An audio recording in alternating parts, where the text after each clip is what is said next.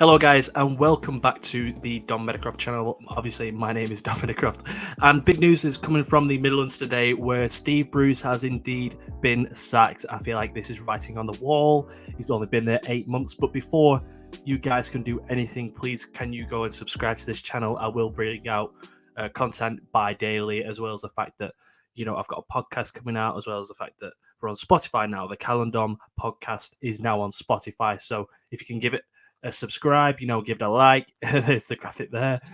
And, comment below, West Brom fans, what you thought about this. I feel like, personally, it was writing on the wall, wasn't it? 32 games in charge, overtaking Valerian Ishmael, if I've pronounced that right. And if I do pronounce something wrong, I do apologise, guys. I remember the Brighton video. It's a synonymous one on the channel right now.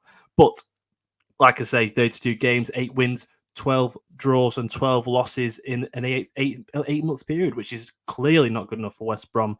And it's quite interesting to see what he said in the post-match interview against Luton when they drew 0-0. I just wanted to go and see what he said. And basically, he was against the fans, saying that the fans were wrong in his substitutions. He gave his statement as to why they were wrong, but it's never good to go against the fans. He said that they're always backing the fans, but not him himself. You could sort of see his sort of cadence in his words, and his almost he was not brave enough to say how he felt, but you can see it in the way that he said it. He seemingly tried to blame the powers before him, saying that it was 2 years of decline rather than the 8 months, which is quite interesting as well, with Valerian Ishmael, Bilic, and Sam Allardyce in that time. But I mean, I'll go on to the statement now. If you see this, West Bromwich Albion today have parted companies with manager Steve Bruce. Backroom staff Agnew, Clements, and Bruce, interesting, Alex Bruce there, have also left the Hawthorns. The club will now place its record to thank Steve Bruce and its coaching staff for their efforts since arriving in February, and the rest of it's just just the usual sort of, we're going to appoint when we in due course. So it's interesting to see that statement. It's a very, very vague statement. It's a very loose statement in terms of not really much in terms of thank you, Steve, for all that you've done in the club. It's just thank you for being here, essentially. And I think that is it, isn't it? Even if you look at this season, I'm going to go into it now. 1 win in 13 games, 8 draws, 4 losses, and I mean, look at that run. Not a great start, obviously drawing the first 2 and then losing to Blackburn, and then drawing again. There's way too many draws here, and you could see the writing was on the wall. It's not unfortunate that Steve Bruce has been sacked, and there has been in the Championship. I think there's 9 or 10 now that have been sacked, and some of them you say, yeah, they do deserve it, and this one is one of them, like the Chris Wilder maybe as well. 17 goals. We'll go back onto it. Sorry, 17 goals. I do apologise for that. 3 from Jed Wallace, 3 from Colin Grant, 2 from Dean Garner.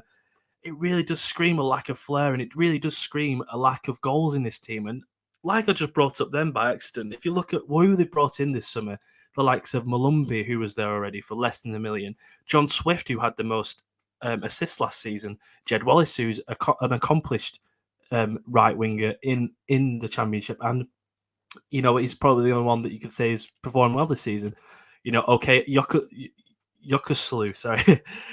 Sorry if I mispronounced that. A quality player in the Premier League last season in a struggling 2 seasons ago in a struggling West Brom squad. They've got the manpower there. Martin Kelly and Eric Peters, no slouches at the back. They've got the experience at the back. They've got the flair up front, and they just needed a manager that could, breathe that sort of flair in them. And it's like, it's remnants of the Newcastle days. You could say, Steve Bruce tried to blame the fans then when it was under Newcastle, and look at them now. I mean, they've spent quite a bit of money, yeah, granted, but when they didn't even spend that much money, just under Eddie Howe, Newcastle looked like a new team, don't they? A completely new team, to be honest with you. A team that actually have some sort of guidance going forward, some sort of structure at the back.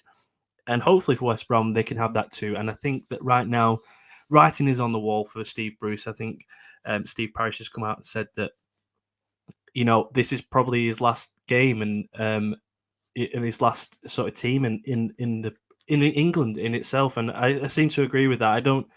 I can't see him getting another job unless it's League One.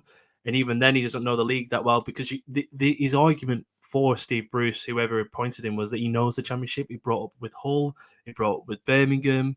You know, he did okay at Villa, got them to the playoff final, but at the last second didn't get there in the end. And yeah, it seems like this was the last chance for him. 8 months in charge isn't a great one. And a team in West Brom that should be up there in promotion. Under Valerian Ismail last season, they did perform poorly towards the end of his reign, but at least he had something about him at the start of the season. If we go back to the actual results this season, 1 win in 13. There's only Coventry who've got less, and they've got 3 games in hand.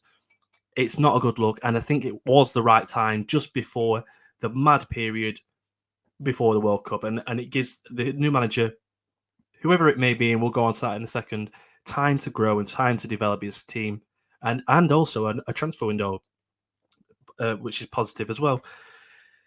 Where does this leave West Brom? Like I just said, it leaves them with a mountain to climb. Not really, because if you look at Nottingham Forest last season, you can get out of that situation all the way up to third or fourth. It's rare, but it's doable. And I think this West Brom squad have the people in their team that could do that, like Colin Grant, Jed Wallace, John Swift. Sorry, like I just said, all these sort of players, Dean Garner, could easily rip up any sort of Premier League side. Championship side. Slipping up a little bit here. I've had a long day.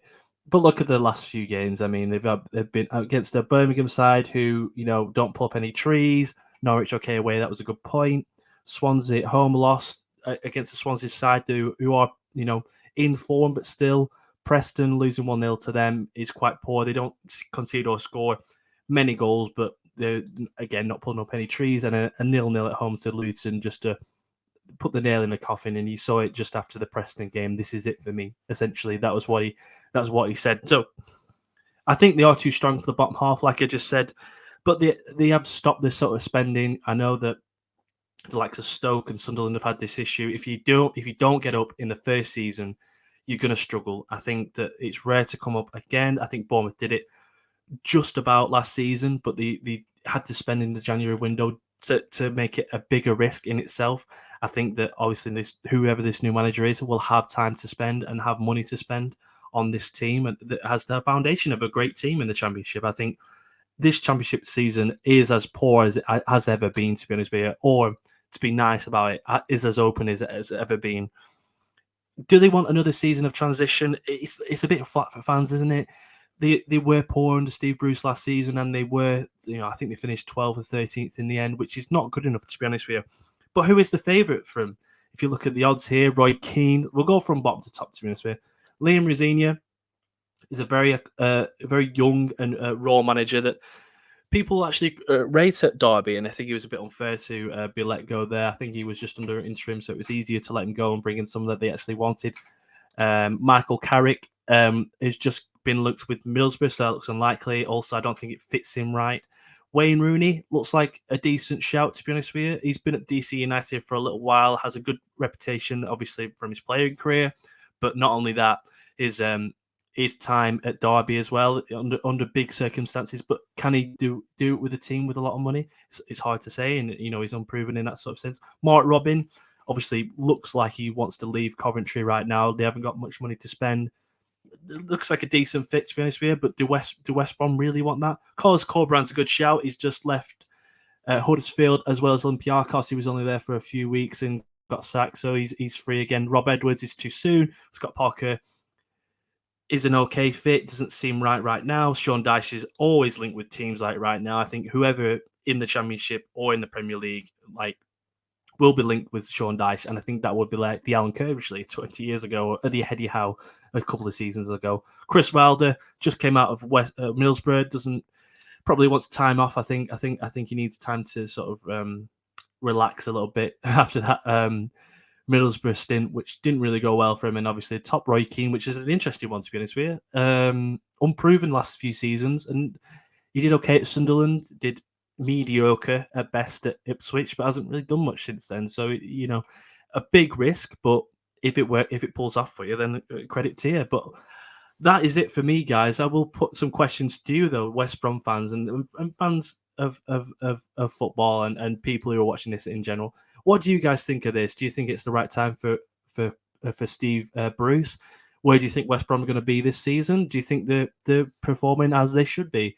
And also, who do you think the manager is going to be in the next few days? Now, guys, if you haven't already, please subscribe to the channel. Please like and comment below. I do appreciate all the sort of feedback that I've been getting, and the fact that I've been trying to get this sort of stream service up and going. As you can see, I can just pop up these whenever I feel like doing, and it adds a bit of variety to my repertoire, if that's the right saying. Probably not the right saying, is it? Yeah, like I say, please subscribe, like, and comment, and I will see you soon. Cheers, guys. Peace.